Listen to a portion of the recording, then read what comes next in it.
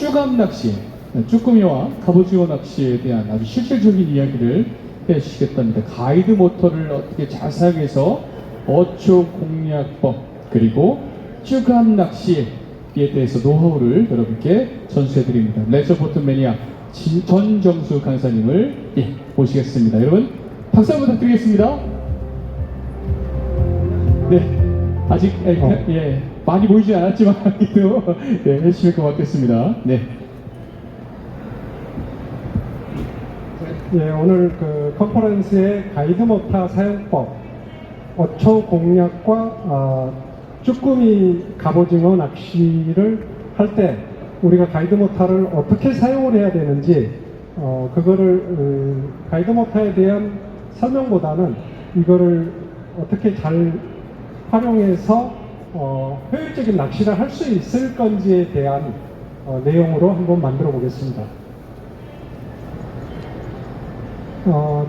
저희가 레저보트에서 가이드 모터를 설치하고 앵커링이라는 걸 하고, 그 다음에 특히 갑오징어 낚시나 쭈꾸미 낚시를 하면 물이 안 가면 가이드 모터를 강제로 물이 멈추고 바람이 없을 때, 흐르지 않을 때 가이드 모터로 인위적으로 보트를 움직이게 한다든지, 아니면 어느 포인트에서 머무르고 싶을 때, 그럴 때 앵커링 스팟락을 하죠. 그런 용도로 가이드 모터를 사용을 하고요.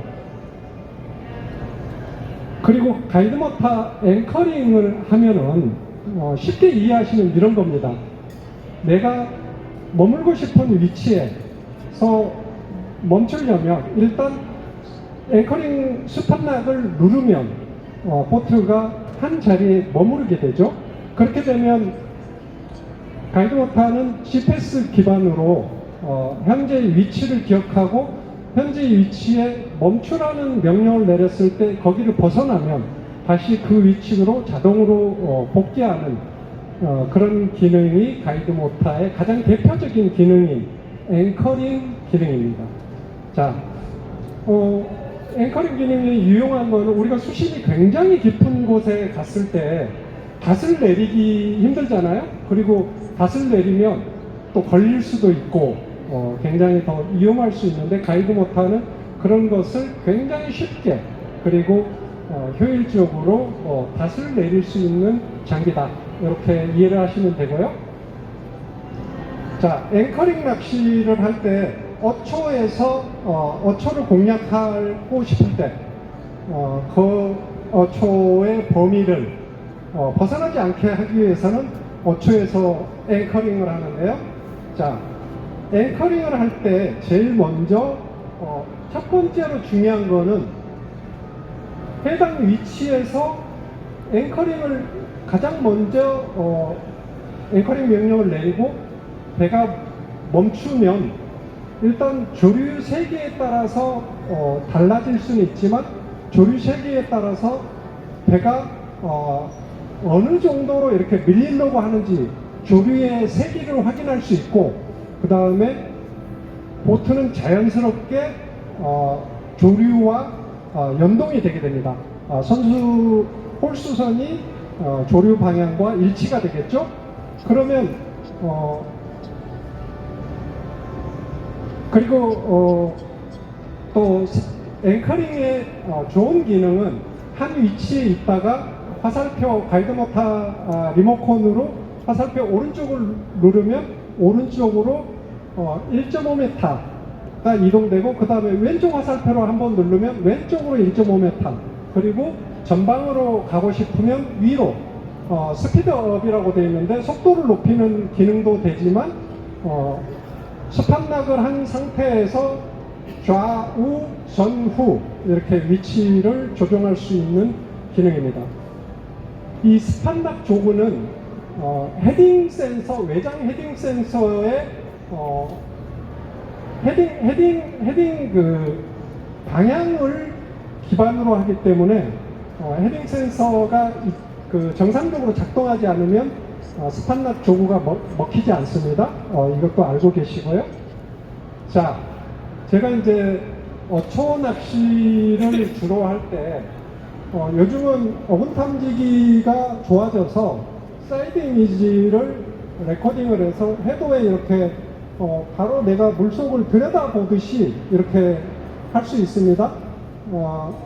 제가 사이드 이미지 레코딩에 관한 것을 설명하려고 하는 게 아니고 이렇게 명확하게 보트 하부의 스트럭처 구조물을 눈으로 이렇게 들여다보고 있는 상태에서 어떻게 그러면 어초를 공략할 건가? 자, 제일 먼저 어초를 공략하려면 조류가 굉장히 중요합니다. 조금 물대를 기준으로 합니다. 저 같은 경우는 제가 하는 실제 방식을 여러분들한테 알려줘야 하나라도 이 시간에 얻어갈 수 있기 때문에 저 같은 경우는 조금 물대, 물이 좀 조류가 약할 때를 위주로 가고요. 두 번째, 쪽사리에서 죽는 물대. 쪽사리 때는 물이 굉장히 빠르게 왔다 갔다 하지 않기 때문에 뻘물이 지지 않습니다. 그리고 쪽사리에 죽는 물때는 물이 굉장히 유속이 빨라지지 않고 덜 빨라져 있기 때문에 쪽사리에 죽는 물때는 물이 빨리 죽을 수 있습니다. 그럼 또 제가 어초 앵커링 낚시를 하기가 더 좋겠죠? 그 다음에 대사리 때 사는 물때. 대사리 때, 그러니까 쪽사리에서 대사리로 살아가는 물때에서는 물이 맑은 상태에서 빠르게 사리 쪽에 그 큰 고저차를 가기 위해서 빠르게 물이 살아나겠죠. 그럼 물이 산다는 거는 활성도가 그만큼 좋아진다는 이야기거든요. 그래서 저는 대사리, 쪽사리에 죽는 물때, 그 다음에 대사리에 사는 물때, 이때가 조금대를 기본으로 하지만 이때도 굉장히 중요합니다. 그 다음에 그러면 사리 때는 낚시하기가 앵커링 낚시가 안 되느냐? 또 뭐 꼭 그건 아닙니다. 사리 때도 물돌이 타임, 만조 앞뒤, 그 다음에 간조 앞뒤, 이때 어초를 집중적으로 공략할 수 있는데 문제는 시간이 짧다. 이거를 아셔야 되고요. 그러면 시간이 짧은 거를 이해하셨다면 어떻게 해야 될까요? 그러면 그 시간을 정밀하게 내가 그 포인트에 가야 되겠죠. 이게 제가 어초 낚시를 저는 주로 앵커링을 한 상태에서 낚시를 하는데 이게 굉장히 중요하더라고요. 공략 시간이 짧아지죠, 사리 때는. 그 다음에 한 가지 또 팁인데요. 어초 공략을 하실 때 물고기를 잘 잡을 수 있는, 우럭을 잘 잡을 수 있는 방법은 조류의 방향을 파악할 수 있다고 그랬죠. 그러면 어초라고 생각되는 위치에 조류가 물이 유입되는 쪽이 가장 좋습니다. 이것도 핵심이에요. 그래서 스판락 쪽으로 지금 이 크로스 표시가 되어 있는 부분들을 제가 공략할 수 있는 지점들을 표시해 놓고 스판락 쪽으로 이렇게 좌로 1.5, 앞으로 1.5 이렇게 내렸는데 조류에 너무 많이 체리가 흘러서 어초에 걸리거나 하면은 약간 앞으로 당기고, 그리고 포인트에 지금 해당되는 포인트에 배지를 하고 있는데 안 문다. 그러면 스판락 쪽으로 한 번씩 이동을 하시는 거, 이렇게 공략을 하시면 됩니다. 자, 그리고 핵심 포인트에 이게 정답이라고는 제가 말씀을 안 드릴게요.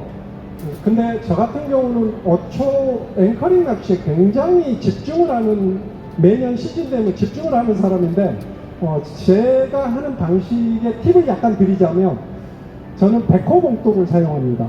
그리고 로드가 이렇게 침선 우럭대나 이런 거로 쓰면은 굉장히 둔탁하고 두껍잖아요. 근데 이제 저 같은 경우는 슬로우 지깅 때 방어 막 이렇게 해도 부러지지 않고 강력하게 버티는 슬로우 지깅대를 사용하고요. 전동리를 사용합니다. 이런 연안 어초 낚시에 적합한 전동릴은 시버그 한 200 정도에서 포스마스터 800 정도, 이 정도가 딱 좋더라고요. 약하지도 강하지도 않은. 약간 포스마스터 800 같은 경우는 약간 힘이 남는 느낌이고 시버그 200 정도 되면 파워 면에서는 아주 적절한 것 같더라고요. 그리고 어초 흘림 낚시를 할 때도 백호봉돌을 쓰는 거나 아니면은 합사 3호를 쓰는 거는 뭐 동일합니다. 자, 그러면은 꼭 저처럼 사이드 이미지 레코딩을 해야 어탐으로 내가 공략할 위치를 알 수 있느냐? 꼭 그렇지는 않습니다. 나는 2D밖에 안 되는 어탐이고 2D만 보고 위치를 규정 지어야 된다 라고 생각을 하면 이렇게 하시면 됩니다.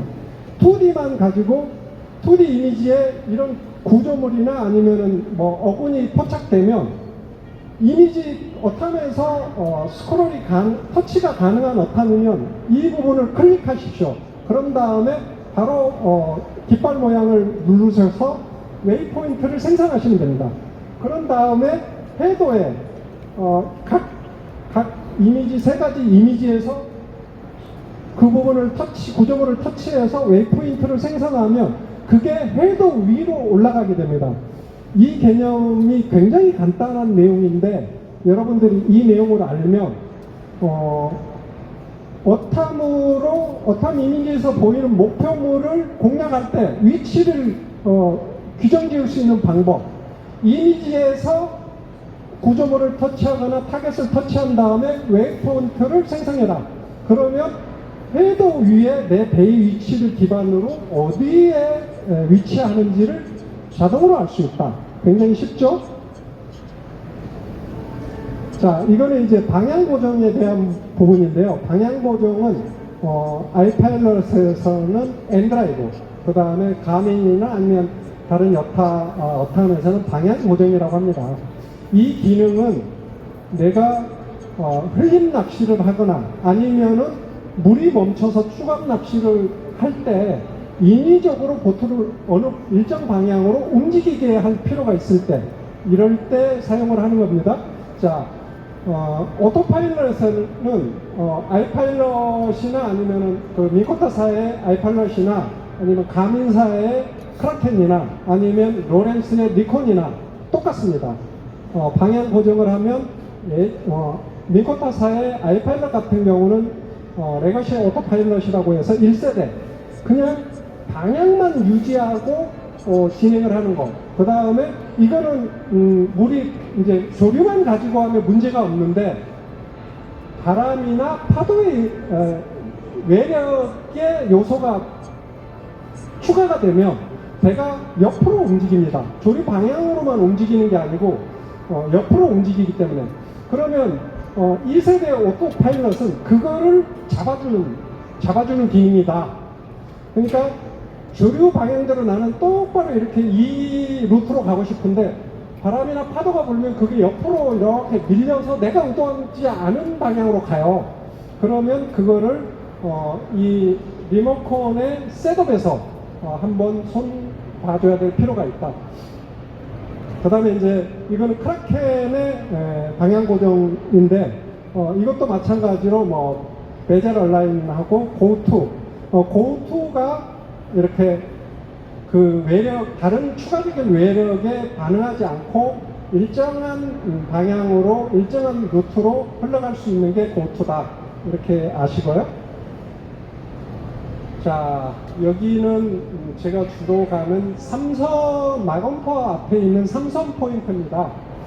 여기서 또 여러분들에게 실질적인 그 힌트를 드리면 쭈꾸미 갑오징어 낚시할 때는 제일 처음에 포인트에 도착하면 앵커링을 해서 그 다음에 두 번째 조류 세기를 파악을 하시고 앵커링이 잡히면 보트가 조류와 동기화돼서 방향을 알 수 있고 배가 어떻게 흘리는지, 그 다음에 흘림 낚시를 하면 보트 속도를 너무 멈추면 채비가 많이 흐를 거고, 그리고 물 따라서 동기화돼서 흘러버리면 채비가 거의 수직으로는 가는데 흐르질 않을 거고, 상호 반대적인 상황입니다. 그러면 흘리는 중에 경로를 바람 때문에 이렇게 약간 옆으로 벗어날 수 있어요. 이럴 때는 다시 수정이 가능해요.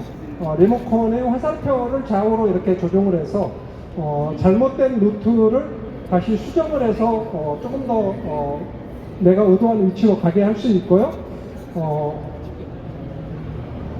적정 속도보다 빠르게 흐른다 아니면 덜 흐른다 하면 속도를 위아래 단추로 조절을 해서 부드럽게 체리 유형이 나올 수 있도록 하면은 좀 더 조가에 유리하고요. 여기 보면은 들물 조류 방향이 이 섬 사이로 이렇게 물이, 우리가 보통 북쪽에서 날물에는 남쪽으로 물이 약간 남서쪽으로 흐르고 북쪽으로 들물에는 북쪽으로 흐르죠.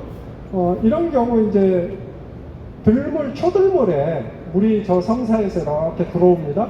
그러면은 저 화살표 있는 위치에서 자연스럽게 안쪽으로 흘리면서 우측으로 흘리면서 공략을 하면 좋고요. 그 다음에 좌위에 날물 쪽에 날물 때 초날물부터 좌위에서 이렇게 사선 방향으로 밑으로, 이거는 실제 제가 하는 그 쭈꾸미 갑오징어 낚시를 하면 실제로 제가 하는 형상입니다. 서해에 마건포 앞에 섬에 가실 일이 있으면 요거 참조하시면 되고, 그리고 들물이 중들물이나 조금 물이 세지면 중가운데 이 물골에서는 공략이 힘듭니다. 이럴 때는 낚시를 물이 죽었을 때, 물돌이 타임이나 물이 죽었을 때는 이 중앙부에 물골을 공략해야 된다. 이게 가장 큰 핵심 포인트입니다. 자, 여기는 거하돌이하고 마건포 사이에 이상하게 저 끝에 풀등이 하나 있는데 물이 날물에 이렇게 위로 이렇게 올라가면서 뒤로 이렇게 빠져나가서 그런지 물이 이렇게 흐릅니다. 그러면은 그 물을 타고 저 풀등 끝에 위에 제일 위에 있는 풀등 위치로 슬슬 흘러가면서 하면 조과가 굉장히 핫할 수 있습니다. 자, 여기는 올해 굉장히 뜨거웠죠. 여기는 옹도입니다. 태안 쪽에 옹도. 자, 옹도 포인트를 여러분들이 이해를 쉽게 하시려면 이렇게 하시면 됩니다. 날물에는 북쪽으로 남쪽으로 물이 흐른다고 그랬죠? 그러면은 여기 이거는 지금 시맵에 조밀등고선을 깔아놓은 건데, 여기 보면은 보이시죠? 왜 올해 여기를 가보신 분들은 이 부분에서 주로 유어선배나 아니면 레저보트들이 여기에서 낚시를 했는지, 날물에. 그 다음에 들물에는 왜 위에 노란색 포지션에서 유어선배나 아니면 레저보트들이 낚시를 했는지, 문어 낚시나 갑오징어 낚시를 했는지 명확하게 보실 수 있을 거예요. 문어나 갑오징어는 그냥 밋밋하고 깊은 뻘밭보다는 오히려 능선처럼 이렇게 마운딩 되고 호박돌이나 이런 것들이나 산이질이 깔려 있는데 문어들이 뭐 지나가는 길에도 그런데 경유를 하지, 그냥 밋밋한 뻘밭에 위치해 있지 않고 그 다음에 머물러 가지도 않고 경유도 하지 않습니다. 그런 데를 갈 때는 좀 떠서 가겠죠. 근데 이런 약간 마운딩 되고 이런 부위에는 필연적으로 물속에서 마운딩이 된다는 거는 물이 유동이 있어도 흘러서 펴져버리지 않는다는 걸 의미합니다.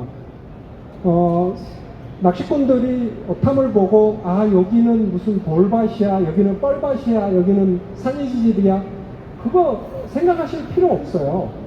이렇게 시내 등고선을 보고 높이만 파악을 하면 조금 높아진다? 그러면 단단한 게 있을 확률이 굉장히 높아요. 안반이거나 아니면 물살이 센데 그런 현상이 있으면 좀 큰 돌이 있거나 아니면 산이질이거나 이렇게 마운딩이 졌는데 뻘밭 있는 거를 발견해서 저한테 말씀 주신다면 네, 거기 연구해 볼 연구 대상이에요. 절대 그거는 물속에서 바닷속에서는 가능하지 않은 거예요. 그렇기 때문에 이렇게 북쪽으로 흐를 때는, 그리고 낚시하실 때 굉장히 중요하게 생각해야 되는 거는 물이 셀 때 물이 위로 이렇게 올라가며 이런 섬을 중심으로 이 뒤에 조경지대가 형성이 됩니다. 그러면 조류가 죽고 낚시하기가 좋은 환경이 조성이 돼요. 거기가 포인트입니다. 옹도에 들물일 때는 저 노란색으로 표시한데 저기가 포인트예요. 유호선들은 저 위치에 그렇게 많진 않아요. 근데 문어 전문 배들은 저 위치에 들물에는 무조건 저 위치에 가면 있어요. 그 다음에 날물에는 이 빨간 이 부분을 집중적으로 저 부분에서 시작해서 저 남서쪽으로 흐르죠. 거기가 저런 바닥 지형이기 때문에 또 그런 조류가 형성되고 저 섬에서 약간 막혀서 낚시하기 좋기 때문에 저기에 그렇게 막 한 100대 가까이 모이는 거예요. 작년에 그랬어요. 그럴 수밖에 없는 이유는 이런 이유 때문에 있다. 바닥 지형과 물 흐름을 읽으면 문어 낚시든 갑오징어 낚시든 쭈꾸미 낚시든 아니면 다른 꼬리 달린 물고기든 다 똑같습니다. 이거는 꼭 이해를 하셔야 되고요. 자, 제가 또 어초 낚시인데 물속을 보는 눈이 있어야 된다는 거는 물속에 있는 지형과 구조물, 오히려 저는 어탐 전문으로 연구를 하지만 타겟 어군을 직접 보고 하는 거는 힘들더라고요. 왜? 저는 서해안에서 낚시를 하니까. 서해안은 뻘물이 심하게 들죠. 그 다음에 파도도 있죠. 그러니까 물고기가 잘 안 보여요, 생각보다. 근데 남해나 동해 수심이 좀 깊어져도 물고기 잘 보여요. 굉장히 잘 보여요. 근데 서해는 안 보여요. 왜? 뻘물의 영향을 너무 어탐은 잘 받아요. 그렇기 때문에 사실은 이거는 이제 해안 쪽에 어초회를 사이드 이미지로 레코딩해서 제가 바닥에 공략하려고 깔아놓은 건데 그래서 제가 서해에 주로 낚시를 하면서 타겟 어군을 직접 보고 하려는 것보다는 이렇게 구조물 어군, 내가 공략하고 싶은 어군이 있을 만한 위치가 더 위주가 되고, 제가 남해나 동해에서 낚시를 한다면 직접 타겟 어군을 쫓겠죠.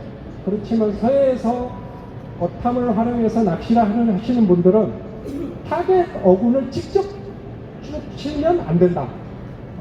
이런 지형과 바닥 구조물을 파악하고 그 구조물과 연관돼서 물이 어떻게 흐를까? 그러면 고기들은 어떻게 이쪽으로 접근을 할까를 같이 고기의 입장에서 생각을 하면 거기서 그냥 가만히 기다려도 고기가 뭅니다. 제 경험으로는. 그거를 이해하시는 게 좋습니다. 자, 시간이 30분밖에 안 돼서 제가 좀 더 신박하고 좋은 내용을 알려드리고 싶은데 시간이 짧은 관계로, 자, 제가 유튜버 초보입니다. 그래서 이런 정보들을 좀 영상으로 담으려고 굉장히 노력을 하고 있는데, 너무 제가 말을 한 번 하면 막 굉장히 길게 하거나 아니면 초보라 제가 머릿속에 생각하고 여러분들한테 전달하고 싶은 내용을 전달이 잘 안 되더라고요. 근데 이제 조금씩 초보 티를 벗어나고 있으니까 이거보다 더 신박한 정보들을 원하신다면 물속을 보는 눈, 보이는 어탐에 오시면 되고요. 저는 대한민국의 네이버 보팅 낚시 대표 카페 하면은 레저보트 매니아입니다. 가장 많은 회원 수와 그리고 가장 많은 정보로 집약되어 있는 카페, 네이버 보팅 낚시 대표 카페. 어디라고요? 레저보트 매니아. 그리고 그 속에 어탐 매니아 낭만홀리 깔라라는 폴더가 하나 있을 겁니다. 그게 제 전용 폴더입니다. 거기에서 보면 어탐의 정보를 얻을 수 있고요. 한 번 더 말씀드리면 유튜브 보이는 어탐 검색하시면 저한테 더 추가적으로 정보 이런 걸 얻으실 수 있을 겁니다. 감사합니다.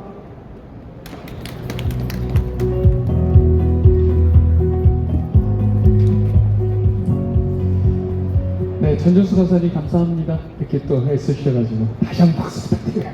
네, 오늘 5분께 좋은 정보 드리겠습니다. 일요일도 강의하시죠? 네. 네, 일요일도 좋은 강의 부탁드리겠습니다. 네. 자, 오늘은 이제 오프닝이라서 아직 많은 분들이 아직 안 오셨는데 시장 내일 많이 오실 거예요. 오늘 세 분 너무 감사하고요. 또 내일과 모레 계속해서 컨퍼런스 진행되니까 또 잠시 2시부터 또 이곳에서 또 컨퍼런스 진행됩니다. 관심 있으신 분들 많이 모여주시면 대단히 고맙겠습니다. 제18회 국제 보트쇼 지금부터 점심 식사도 맛있게 하시고 좋은 시간 되시길 바랍니다. 감사합니다.